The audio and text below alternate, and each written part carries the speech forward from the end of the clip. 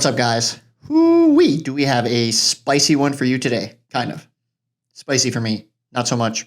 Probably not so much for you. Anyway, today we're going to talk a little bit about mindset.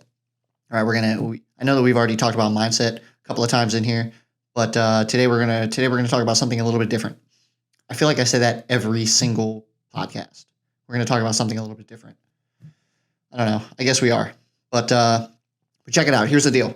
So there's an old saying out there, and I'm sure I'm going to butcher it, and I probably should have researched it before I even started. But the saying goes something along the lines of, it doesn't matter how many times you get knocked down, it matters how many times you pick yourself back up, right? And what that really comes down to is life is going to throw curveballs at you. Life is going to knock you down. Shit is going to happen that doesn't go your way, that doesn't go the way that you expected it to go, and how you respond to it, how you react to it is going to be what defines you, right? The things that happen to you don't define you. It's how you respond and how you react.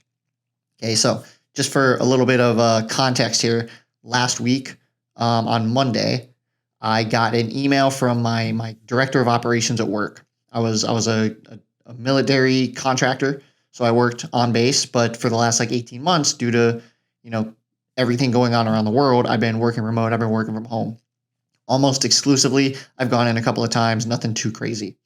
But I got an email that said, your position is no longer authorized for remote work. You are to report. That's the actual word that they used, report to the corporate office tomorrow morning. And I thought that was really weird because typically I've gone to work wherever my team has been at work, and my team didn't work out of the corporate office. My team worked off base. So I responded and was like, hey, no problem. Absolutely. Just to clarify, just to double check, am I reporting to base or am I reporting to the corporate office? And she responded and was like, report to the corporate office. What are your hours?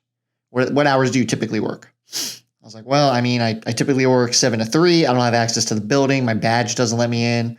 I don't have access to the office inside the building. My badge doesn't let me in. And she was like, no problem. Somebody will be there by 7.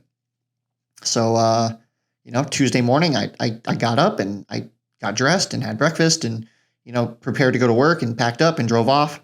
And I got to the office and nobody was there. I was the only person at the building. So I sat there for 15 minutes. I sent an email to, our directors of operation and was like, hey, I'm here. Can't get in. Is anybody here? I can't get in the building. I don't have a code. My badge doesn't work. What am I supposed to do? And, I got an email back from one of our directors who was like, hey, here's the code, get in the building, go to our neighbor's office. Here's the code to get in there and post up in their training room, start work. So I was like, all right. So I did that. They came in about an hour later, got me, badge access to our office, got me code access to the neighbor's office, which is where they put me in this tiny little janky corner office. And they just kind of not so much forgot about me, but nobody else was there. I was the only person from my team, the only person from our operations team who was there, who was sitting there putting in the work on site. So, me being the paranoid person that I am, I kind of started to freak out. Did I do something wrong? Was I in trouble? Had I messed up somewhere, some way, somehow? So I messaged my team lead and he didn't know anything about it. And I messaged a couple teammates, people who work on my team, and they didn't know anything about it. So at that point I started to really freak out because this was clearly coming from the company side.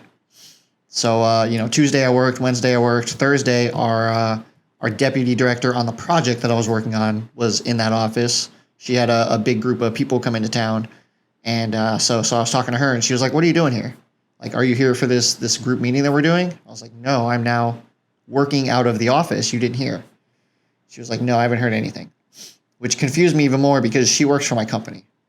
Right. And then our government director came in and he was also surprised that I had received that email. So now I was extremely confused. So, I finished work on Thursday.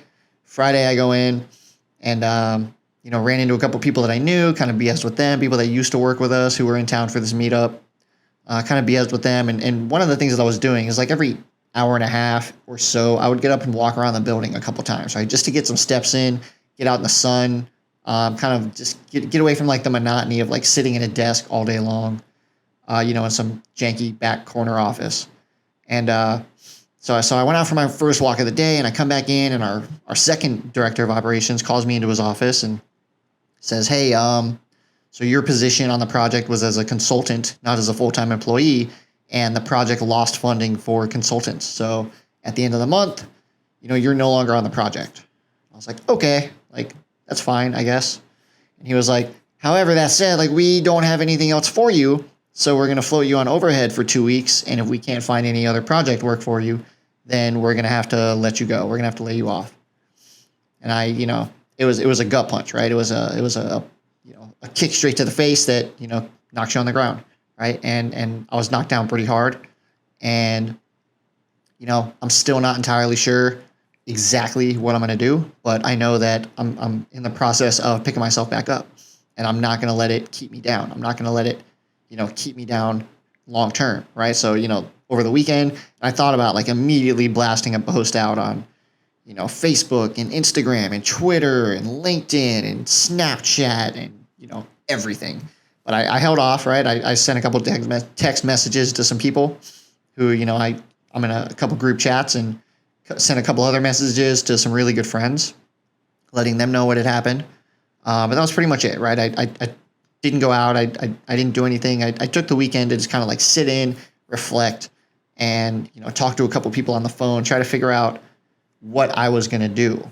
And, finally on Monday, I was like, hey, it's time to put something out there. So on, Facebook and Instagram, I put that I'm now taking on more personal training clients. And then on LinkedIn and Twitter, I put that I'm looking for, additional work. All right. So I basically kind of separated it based on who the audience was that I was sending the message to based on that social platform. And that's kind of where I'm at right now. Right. And it's been phenomenal. Like the outpouring of support and confidence that I've gotten from people who, on LinkedIn and Twitter, who have shared my message and reached out to people that they know, and, just provided support and kindness and, loving words, and like, hey, you're going to make it through this. You're going to be just fine. Like somebody will pick you up. You've got a great resume. You've got a ton of experience. Right. And then on Facebook and Instagram, I had a ton of people reaching out that were like, hey, you're going to, you're going to be an amazing personal trainer. You're going to do great. You're passionate about this. You love what you do. You're good at it. Right. So on both ends of the spectrum, like I had a ton of people who have supported me and who have had my back. And that is what is in the long run going to, help me pick myself back up and help me determine exactly what I'm going to do. But, I got a serious kick in the face. I got knocked down hard. The ref, the umpire, whatever he is in boxing, I don't know, got to like 8 or 9 before I finally got back up, and, still a little bit groggy coming out of it, but, I'm back in the ring, and I'm back ready to fight. So that's my story on, the latest thing to kind of knock me down, and how I'm currently in the process of responding to it and picking myself back up and getting back to those things that I know are going to provide me with satisfaction and success, going down the line. And that's what everybody needs to do, right? Not everybody's going to get notice that they're getting laid off in a couple of weeks. But maybe you had a shitty week or shitty month with your nutrition, or exercises and workouts just didn't feel that good to you, or you're dealing with some sort of a minor nagging injury, right? Something that doesn't really require surgery or long-term fixing, but it's just kind of acting up. It's giving you shit every single day, and like that's a step back. That's a knock you down. That's life kind of trying to take you by the reins, and what you have to do is focus on taking back control. And what are the steps, and what are the micro steps that you can take to get you to the macro steps, right? So what are the small, tiny things that you can do in order to start to pick yourself back up? And then once you establish those and you get those in place, then what are the slightly bigger things that you can do? And then what are the slightly bigger things than those, right? And it's just slowly but surely, step by step, inch by inch, right? Picking yourself up and making sure that you are not allowing life to control you, but instead you're responding in a way that progresses you forwards toward your goals, towards success, towards happiness, towards pleasure.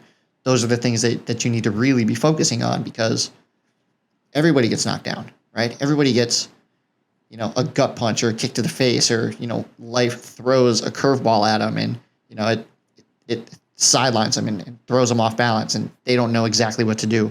And the way that you respond to that is going to be the biggest factor to how your success comes down the line, right? Are you going to sit there and dwell and, be depressed about it all the time? No, absolutely not. That is not the process. That is not the path to take.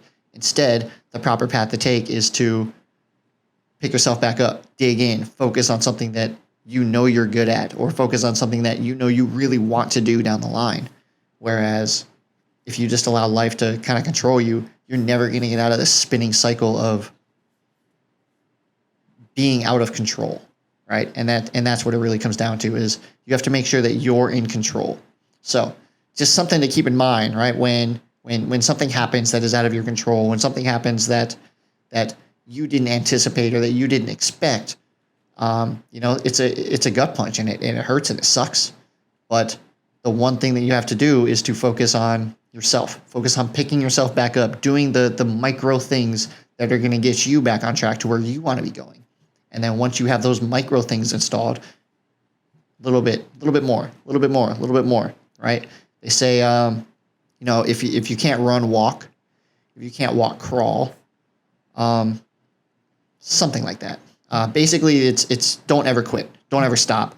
Always continue progressing, because life is going to throw shit your way. And if you let life control you, then you're never going to achieve success, happiness, satisfaction in anything that you're doing.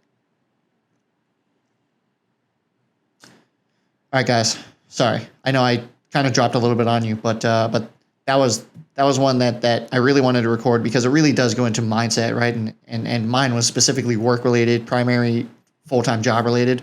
But it happens with everything, right? So if you have a shitty day in the gym, if you have a shitty week or a shitty month or a shitty day of nutrition, it doesn't completely sideline you. It's just sometimes things happen, and how you respond to it is what makes you who you are.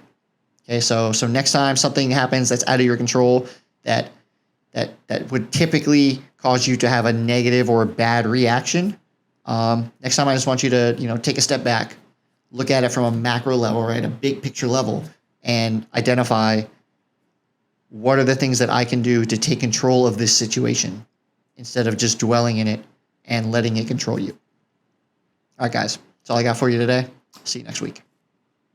Hey, what's up? Thank you for checking out this episode of the FREQ Talks Podcast. If you found this interesting, please don't forget to like, subscribe, and hit that little notification bell so that you get notified every time we upload a new video. Thanks a lot. Have a great day.